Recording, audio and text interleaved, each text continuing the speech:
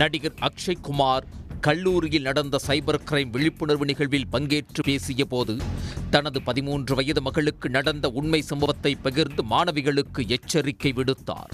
அக்ஷய் குமாரின் பேச்சை புகாராக எடுத்துக்கொண்டு 6 மாதம் தேடி அக்ஷய் குமாரின் மகளுக்கு ஆன்லைனில் தொல்லை கொடுத்த நபரை மும்பை போலீசார் கைது செய்துள்ளனர். என்ன நடந்தது அக்ஷய் குமார் மகளுக்கு?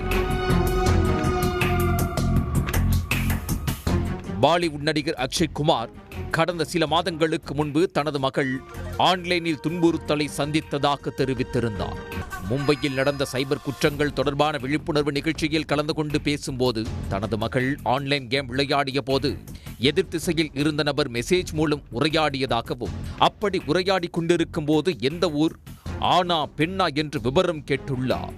பெண் என்று தனது மகள் சொன்னவுடன் நிர்வாண புகைப்படம் அனுப்பும்படி கேட்டதாக அவர் கூறியிருந்தார். இது குறித்து தனது மகள் உடனே தனது மனைவியிடம் வந்து தெரிவித்ததாகவும் அக்ஷய் குமார் கூறியிருந்தார்.